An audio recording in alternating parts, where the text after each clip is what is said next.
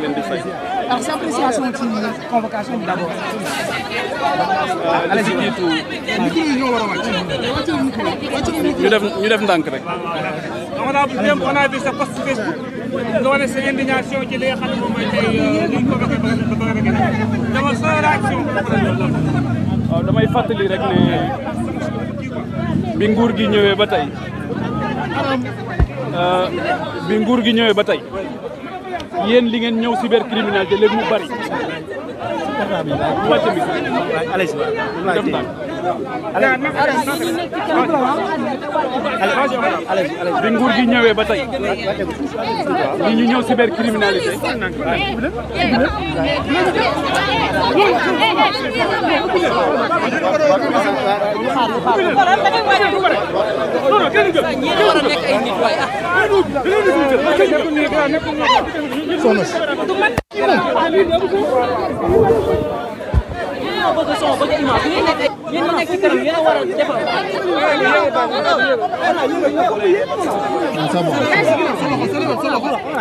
c'est bon.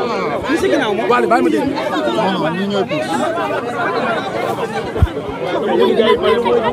dama bëgg gars yi pare bitim réew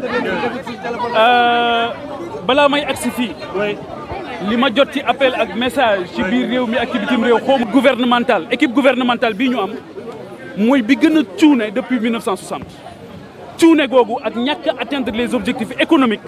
moo tax ñu daw di créer ay problèmes politiques loo xamante ni foo xamante ni nekku fa tey gis ngeen li gën a doy waar mooy le premier ministre du Sénégal est tristement le VRP des entreprises chinoises et allemandes tristement suy wax ci Mercedes da nga naan xanaa moo ko moom suy wax ci entreprise chinoise da nga naan xanaa moom moo ko moom donc ñàkk atteindre googu ñu atteindre les objectifs économiques ak trahir bi ñu trahir les aspirations et les préoccupations du peuple moo tax léegi ñuy trouver ay boucs émissaires donc loolu moo waral tey jii la présence de Badara Gadiaga fii nga xamante ni moom mooy cybersécurité wala cybercriminalité présence am fii ni ma ko waxee démb amul pertinence amul sens amul pertinence amul sens amul benn xorom ci li nga xamante ni moom moo ko fi indi tey te sénégalais yi nga xamante ni yëpp dëgg moo leen ñor justice moo leen ñor xam nañ ne Badara Gadiaga defu fi dara tey beneen bi nag mooy ni ma koy waxee tout le temps di nettali waxu sëñ Fallou Mbacké dafa doon wax ne nit ñi ku xajoowul seen banga matoo leen yilif matoo leen kilifa malheureusement Sénégal tey ñi ko jiite matuñu kilifa malheureusement matuñu kilifa matuñu ko ci benn côté buñ ko matoon ci benn côté heure bi du ngeen nekk fii di war a jël ñun pour ñu réagir ci li nga xamante ni moom moo xew fii tey te bu leen fàtte ne ci élection législative yi Ousmane Sonko dafa taxawoon daal ne ministre de la justice indépendant woo dëgg la wala dëgg moo ko wax daal ne ko su ma la nee jàppal diw da nga ko war a jàpp ku ñu jàpp ci Sénégal moom moo la jàppalu ku ñëw wuy cybersécurité moom moo la jàppalu moom ak ñi nga xamante ni ñoom la andi liggéeyal donc loolu mooy malheureusement la situation dans laquelle on se trouve aujourd'hui waaye nag dama koy wax mu dalal xelam bu baax ni ñu doon noggatoo Bougane Gueye Dany fële ca Bakel yóbbu ko Tamba ne dañ koy nëbb jant bi ñu dem taxaw yëkkati suñu kaddu ba ñu bàyyi ko xam ne ci ay tappale lañ ne tappale yooyu moo téye Abdou Nguer ci kaso bi sa xarit Abdou Nguer xaw ma ndax seeti nga koom déet deful dara ci kaso bi ay tappale rek moo tax ñu téye ko ci kaso bi ay tappale moo tax Bachir Fofana nekk ci kaso bi ay tappale moo tax Moustapha Diakhaté nekk ci kaso bi ay tappale moo tax Assane Diouf nekk ci kaso bi ñi war a dem ci kaso bi dëgg demuñu ci kaso bi malheureusement les gens qui ont profité d'une loi d'amnistie pour tey ji nekk fii di tabambalu loi boo xamante ni bu guddee ñu ne bëgg nañ ko bu bëccëgee ñu ne bëgguñu ko ñooñu ñoo nekk di trembler di taxawàllu gauche à droite donc ñi war a dem ci kaso bi demuñu ci kaso bi ñi war a wuy ji wuñ waaye ils vont prendre d'honnêtes citoyens. Opposition dañoo raser les murs comme dit le père. mais ñi raser les murs kay gis ngeen leen yow pour nga am leen ci sa plateau lu ne ngay daj fi mu ne du ngeen leen invité ba sonn te duñ ñëw kon invité leen ministres yi gis naa ngeen invité ñëpp ana ministres yi ana DG yi ana ñu bu dee président sax mooy def interview bi du am relance benn question ngay def boo bëggee relance ñu ne la attention bul dugg foofu loolu ngeen foog ne démocratie la ils ne sont pas démocrates c'est des totalitaristes te wane woon nañ ko depuis ñu nekk dans l'opposition ñun ñi ñëpp nga xamante ni depuis 2022 am nañu une position contraire à leur desiderata gis ngeen song bi ñu la song kan moo fi génne 72 heures ñan ñoo fi génne 72 heures mais lii du ngeen leen ko wax 72 heures mooy lépp lu ma la xamal ci lu bon dinaa ko wuññi su ma ko xamul ma sos ko du ngeen leen ko wax. On a inauguré une nouvelle ère avec des gens très mal appris. Très mal appris. Très pas civilisés du tout. Et malheureusement, j'interpelle les forces de défense et de sécurité. J'interpelle les magistrats. maa ngi leen di wax ne leen gis ngeen ko keroog bi mu demee Cambérène xale bi ñu fa boom dafa ñëw jeter en pâture les forces de défense et de sécurité. Comme ni ñu jeté woon en pâture les forces de défense et de sécurité bi mu nekkee dans l'opposition. La magistrature maa ngi leen di wax ne leen UMS fi mu taxaw noonu ne du ñu recevoir le premier ministre bu ñu ko recevoir moom mooy kan ba war a demander à rencontrer le conseil supérieur l'union des magistrats du Sénégal. Il se prend pour qui lui? Qui convoqué mais on a vu toute une opposition derrière lui. Est-ce que du dëgg li Sonko xamante ni réew mi amul opposant? Non loolu moom xam nga Macky Sall dane woon je vais réduire l'opposition à sa plus simple expression. Oui.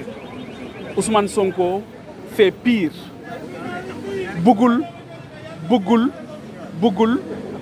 bëggul mu génn bëggul opposition am fi bëggul kenn wax xalaat bu wuuteeg moom waaye il se trompe wax naa ko keroog góor yi taxawoon ne ko daal di ne lépp lu ñuy def ci injustice bu bëggee dal ci sa kaw sax dinañ taxaw ne du ko dal mais góor yooyu ñoo fi nekk ba tey il se trompe de pays il se trompe d'époque waaw xam naa ni bi mu jógee Chine nee na way nan lay def ba am un régime totalitariste affaire yu mel noonu mais il se trompe lourdement. mais honorable bu ñu waxee ne Amadou Ba convoqué nañ ko aussi est-ce que du ñu njort ni équilibre am na en quelque sorte. équilibre amul dañuy naxaate loolu yow xam nga ne équilibre amul ana Amadou Ba nga ko gis nga ko. non dama ne gis nga ko. gis nga convocation. wax na leen ne convoqué nañ ko. non mais dañuy jot ci information. suñuy naataangu si naat ñu ko peut-être qu'on lui a déroulé le tapis rouge. C'est une justice à deux vitesses. loolu moo tax bi ñu tëjee gone mi ci kaso bi dafa déplacé wu ñëw jour ouvrable le premier ministre les fonctionnaires les hommes d'affaires aujourd'hui font le pied de grue devant dans la primature mënuñu koo gis waaye moom bi ñu tëjee ñaar ñuy tooñkat yu nekk ci moom dafa dem seeti leen bëccëg mettre la pression ci la justice mettre la pression sur le procureur de la République Ousmane Diagne dama ko yërëm Ibrahima Ndoye dama leen yërëm ne succombez pas résistez à Ousmane Sonko et à ses affres. Il s'attaque à la justice, il s'attaque à tout le monde. Il s'est toujours attaqué à toutes les institutions, qu'elles soient constitutionnelles ou pas. Ousmane bu la gisee ci kanamam day jàpp ne war naa mën a dox ci sa kaw. waaye loolu dafa du peuple. mais dafa war a génn mais Badara Gadiaga warul def 5 secondes ci biir. comme ni ñoom maa ngi wax sénégalais yëpp et je suis content de voir la société civile ici. J'interpelle les familles religieuses. J'interpelle les chefs religieux, j'interpelle la communauté internationale sur la forfaiture qui est en train de se passer au Sénégal. Ousmane Sonko est en train de trahir les aspirations du peuple. Aujourd'hui, les agriculteurs, les cultivateurs, les éleveurs, les jeunes, tout le monde trinque. ñoom rek ñooy dund ñoom rek ñoo jël réew mi séddoo ko ci seen biir amul justice amul dara gis ñaata dossier ngeen fi gis ñu nekk ay dossiers à scandale. Pour la première fois dans l'histoire du Sénégal ñu gis benn nit boo xamante ni benn DG boo xam dañ ne dafa impliqué wu dans un dossier judiciaire premier ministre ñëw yëkkati ko taxawal ko ne ko defoo dara moom mooy kan ba yox ku def ku deful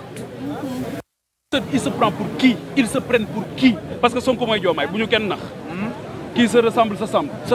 bonnet blanc bonnet merci beaucoup